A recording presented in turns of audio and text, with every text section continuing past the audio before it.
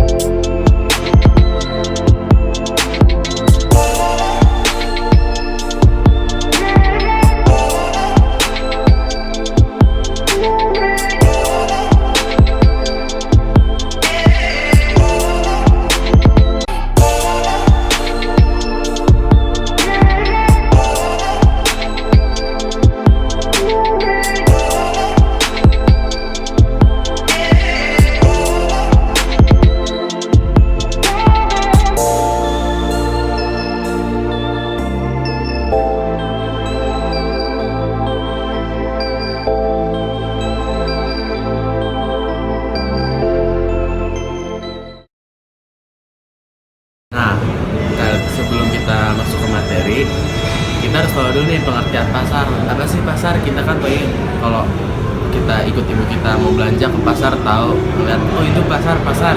Jadi pasar itu adalah suatu tempat di mana ada banyak penjual dan juga ada banyak pembeli di suatu tempat pada waktu tertentu dan terjadi transaksi di antara mereka dan menghasilkan kesepakatan.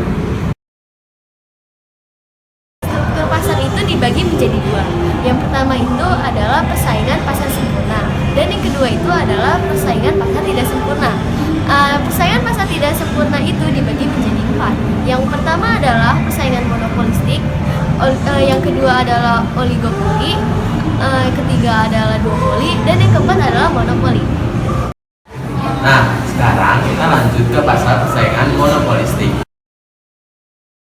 Pasar monopolistik ini pengertiannya adalah suatu pasar di mana terdapat banyak produsen yang menjual barang yang sama tetapi dapat dibedakan dari berbagai aspek. Contohnya kayak ini.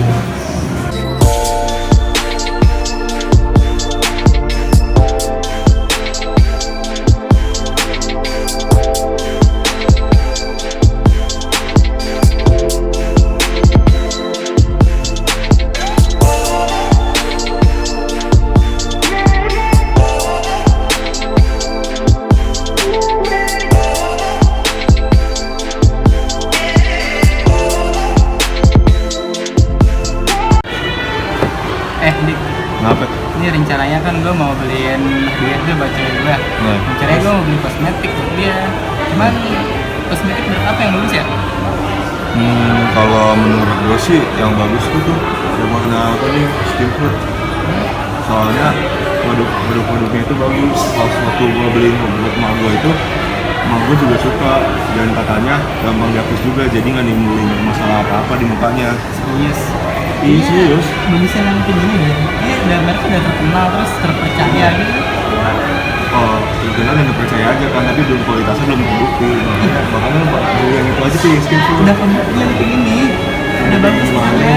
Yang itu aja, itu bagus. Oh, yang itu kuning. Yang mau yang pink, yang pink. Kuning nggak? Yang mau yang pink. Yang mau yang pink. Kuning. Yang pink. Kuning. Nah, ini salah satu kelebihan dan kekurangan pasar monopolistik, yaitu kelebihannya variasinya banyak dan dapat berupa pelayanan, terus kualitasnya, harganya juga beda, sehingga perusahaan tuh punya inovasi agar menarik pelanggan ke perusahaannya. Nah, kekurangannya itu mereka tuh harus mengeluarkan biaya yang besar untuk mempromosikan perusahaannya itu agar dia dapat menjadi yang terbaik.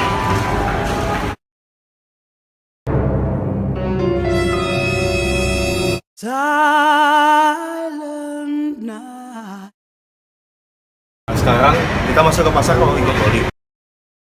Pasar oligopoli adalah pasar di mana hanya dijual satu jenis barang dan penjualan barang itu hanya dikuasai oleh beberapa perusahaan. Nah, biasanya perusahaan itu berjumlah 2 sampai 10 perusahaan.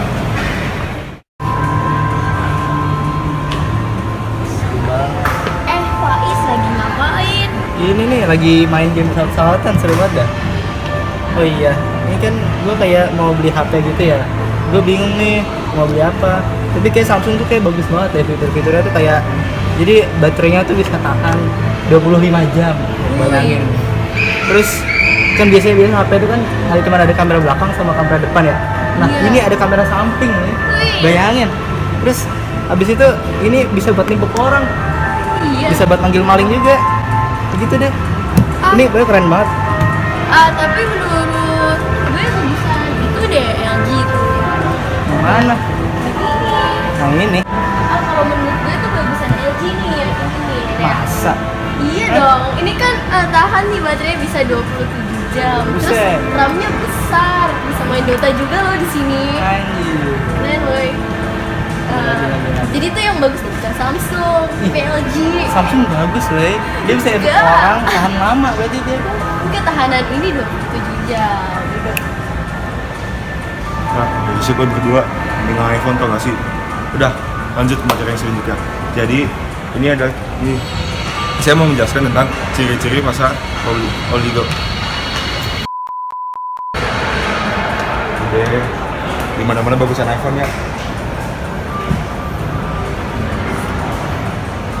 Udah, itu tadi merupakan salah satu contoh pasar oligopoli.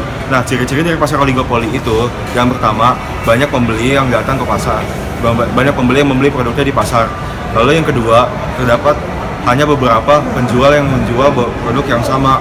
Lalu yang ketiga, produk yang dijual itu merupakan homogen, atau produk yang dijual itu adalah produk yang sama, seperti misalnya HP. Mereka banyak menjual HP. Lalu yang keempat, perusahaan-perusahaan yang baru menjual barang yang sama untuk pertama kalinya biasanya akan menemui kesulitan, tetapi kesulitan atau hambatan itu tidak akan sesusah seperti perusahaan baru itu memasuki pasar monopoli. Lalu yang kelima, adanya ketergantungan antara sesama penjual atau sesama produsen.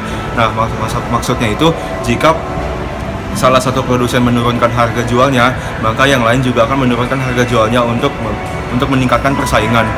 Lalu yang terakhir itu mereka banyak mengiklankan barang-barangnya.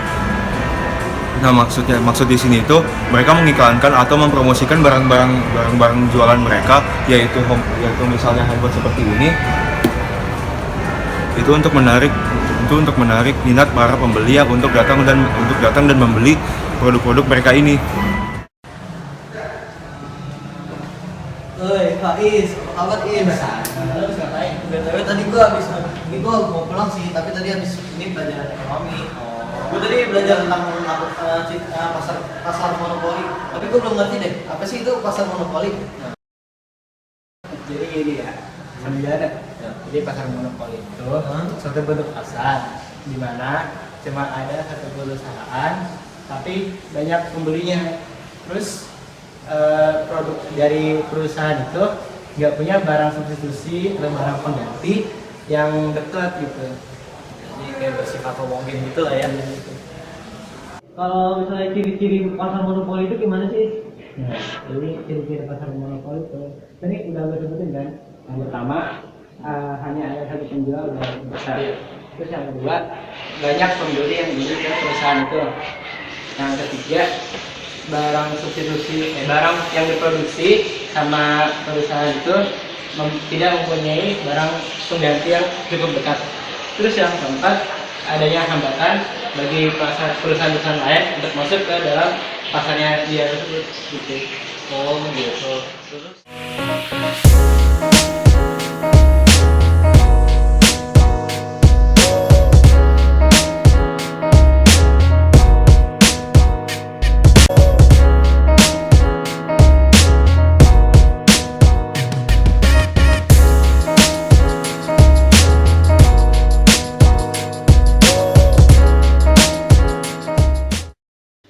Jadi kita berlanjut ke contoh-contoh pasar monopoli.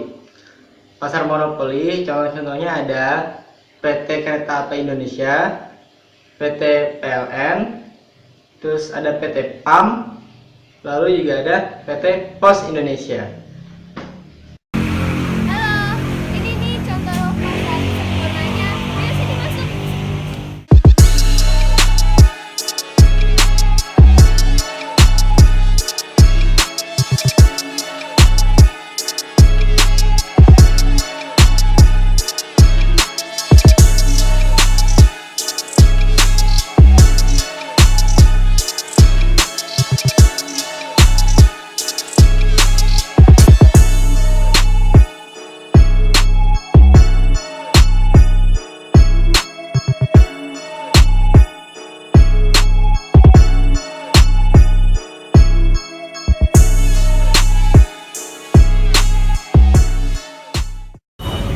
Jadi, pasar sempurna itu memiliki ciri-ciri tersendiri. Ini dia tuh ciri-cirinya. Yang pertama itu, ciri-cirinya, barang-barangnya itu homogen. Yang kedua, penjualnya banyak. Dan yang ketiga, pembelinya juga banyak. Nah, itu beli.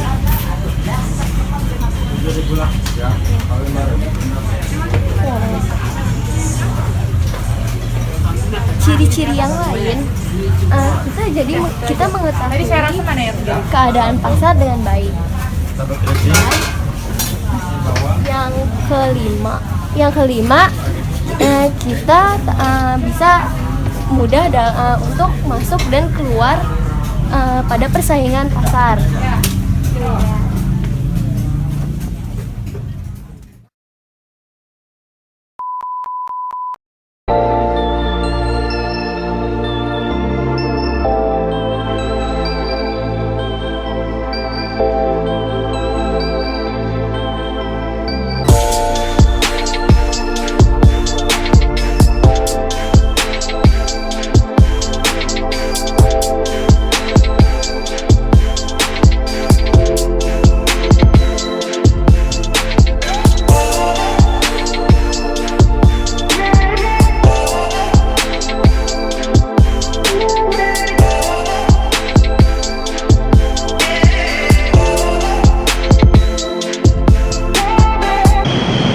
Sekarang kita mau jalan ke Ambas.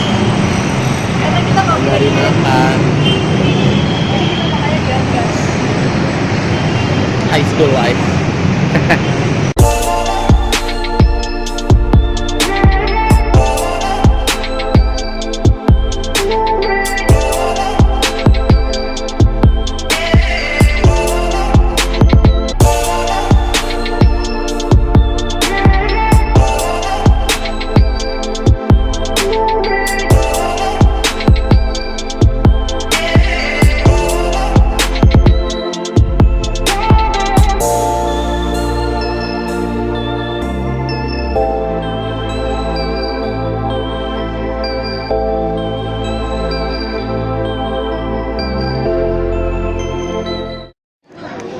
Ojan bingung mau makan nasi goreng atau nasi bakar.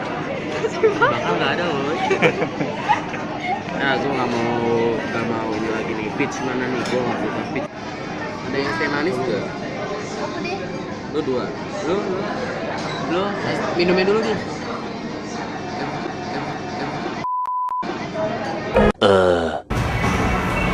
Gue tahu gila ya.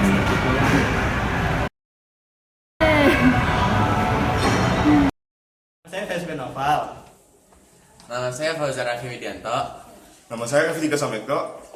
Nama saya Nathan Alba Seneisar. Nama saya Sofia Halimah. Nama saya Talita Marela.